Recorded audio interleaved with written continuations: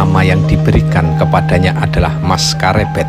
Namun ia kemudian terkenal juga dengan sebutan Joko Tingkir karena besar di daerah Tingkir, Solotigo, Jawa Tengah. Masa lalu keluarganya adalah tragedi. Ia kemudian meniti karir di Demak Bintoro hingga akhirnya menjadi adipati di Pajang. Setelah itu, Pajang menjadi kerajaan pengganti Demak dan Joko Tingkir bergelar Sultan Hadiwijaya. Namun, akhir hidupnya cukup tragis. Anak angkatnya, Danang Sutawijoyo, mendirikan kerajaan sendiri di Mataram. Lalu, Joko Tingkir, menurut versi Babat Tanah Jawi, tutup usia karena dihantam jin Jurutaman yang merupakan pembantu setia Sutawijoyo alias Panembahan Senopati.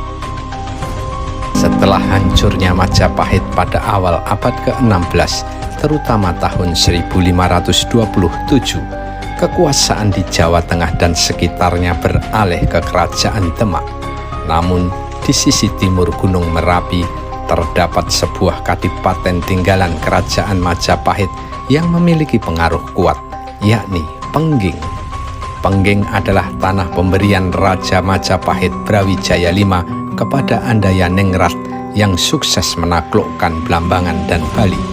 Ia tewas dalam sebuah pertempuran dan meninggalkan dua putra, yakni Kebo Kanigoro dan Kebo Kenongo. Namun, Kebo Kenongo lah yang meneruskan kepemimpinan di Pengging, sedangkan Kebo Kanigoro memilih bertapa di Gunung Merapi dan dikisahkan meninggal dunia di sana karena terbakar kawah. Kebo Kenongo merupakan murid Syekh Siti Jenar, ulama yang dianggap bid'ah oleh Demak. Kebo Kenongo alias Ki Ageng Pengging bersama Ki Ageng Butuh, Ki Ageng Ngerang, dan Ki Ageng Tingkir merupakan murid utama Syekh Siti Jenar dan telah berikrar dalam ikatan persaudaraan rohani. Karena dianggap bid'ah, Syekh Siti Jenar akhirnya dihukum mati, sedangkan murid-muridnya dianggap sebagai ancaman oleh Demak. Terlebih lagi, Kebo Kenongo yang menguasai Pengging dianggap akan mengganggu kekuasaan Demak. Demak beranggapan ing Pengging tilas kabupaten sarta kapernah santono dening Sultan Demak mbok menawi amikir sumejo jumeneng ratu. Artinya, Pengging bekas kabupaten, lagi pula ia masih kerabat Sultan Demak. Mungkin ia berpikir menjadi raja. Maka Kesultanan Demak di bawah Raden Patah memanggil Kebo Kenongo 2 kali untuk menyatakan ketaatan dan pengabdian kepada Demak. Namun, Kebo Kenongo atau Ki Ageng Pengging menolak ke Demak. Sedangkan 3 saudara rohaninya, Ki Ageng Tingkir, Ki Ageng Ngerang, dan Ki Ageng Butuh sudah bersedia tunduk kepada Demak. Pengging pun tegang, sementara istri Joko Kenongo alias Ki Ageng Pengging sedang hamil tua. Lalu Joko Kenongo mengumpulkan ketiga saudara rohaninya, Ki Ageng Tingkir, Ki Ageng Butuh, dan Ki Ageng Ngerang ke Pengging dalam sebuah pertunjukan wayang beber. Pada pertunjukan wayang itu, istri Ki Ageng Pengging melahirkan bayi laki-laki. Pada saat itu, ada angin besar yang menerpa layar wayang beber hingga berkelebat dan menimbulkan suara karebet. Maka Ki Ageng Tingkir memberi nama putra Ki Ageng Pengging dengan nama Mas Karebet. Karena memberontak kepada Demak dan dianggap murid Syekh Siti Jenar, akhirnya Kesultanan Demak memutuskan hukuman mati kepada Kebo Kenongo. Sunan Kudus bertugas mengeksekusi Kebo Kenongo alias Ki Ageng Pengging.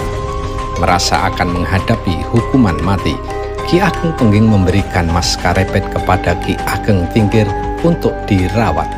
Setelah tumbuh dewasa, Mas Karebet lebih populer dengan sebutan Joko Tingkir. Ia kemudian pamit kepada Nyi Ageng Tingkir untuk meniti karir di Demak. Di Demak, Joko Tingkir tinggal bersama Kiai Gondo Mustoko, saudara Nyi Ageng Tingkir yang menjadi perawat Masjid Demak dengan jabatan Lurah Ganjur. Saat itu, Raja Demak adalah Sultan Trenggono.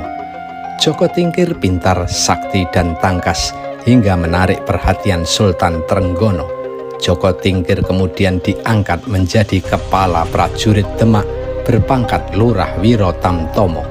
Namun saat seleksi prajurit, ada pelamar yang dianggap arogan dan merasa sangat sakti, yakni Dadung Awuk. Joko Tingkir menguji kesaktiannya hingga Dadung Awuk tewas. Joko Tingkir pun dipecat dan diminta meninggalkan Demak. Joko Tingkir kemudian berguru kepada Ki Ageng Banyu Biru. Setelah merasa mendapat banyak ilmu, ia bersama saudara seperguruannya, Mas Monco, Mas Wilo, dan Ki Wuragil kembali ke Demak. Disinilah muncul cerita tutur bahwa Joko Tingkir dibantu pasukan buaya yang mendorong getek atau perahunya menuju Demak. Di Demak, Joko Tingkir melepaskan kerbau yang sudah diberi mantra. Kerbau itu mengamuk dan membuat kekacauan di Demak, hingga Sultan Trenggono resah. Dalam kekacauan, Joko Tingkir muncul untuk membunuh kerbau tersebut. Karena jasanya, Sultan Trenggono kemudian mengangkat Joko Tingkir kembali menjadi Lurah Wiro Tamtomo. Karirnya semakin meningkat, apalagi ia kemudian menikah dengan putri Sultan Trenggono, yakni Ratu Mas Cempoko. Kemudian Joko Tingkir dijadikan adipati dan memimpin Kadipaten Pajang dengan nama Hadiwijaya. Pada tahun 1546, Sultan Trenggono gugur dalam pertempuran di Panarukan. Posisinya digantikan sang anak Sunan Prawoto. Namun pada tahun 1549, Sunan Prawoto dibunuh suruhan Adipati Jipang Aryo Penangsang yang menuntut kekuasaan Demak.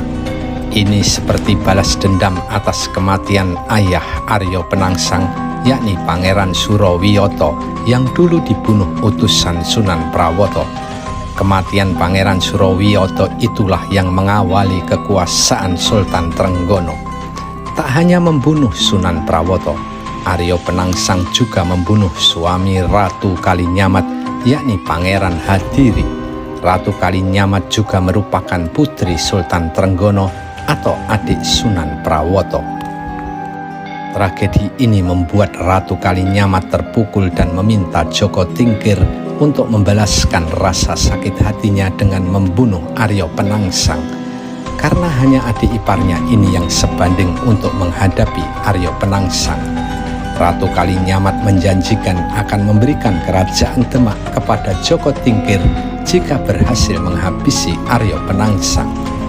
Misi pembunuhan Aryo Penangsang ini dijalankan sahabat-sahabat Joko Tingkir, yakni Ki Ageng Pemanahan, Ki Panjawi, dan Ki Juru Martani. Anak angkat Joko Tingkir yang juga anak kandung Ki Ageng Pemanahan, Danang Sutowijoyo, ikut dalam misi ini.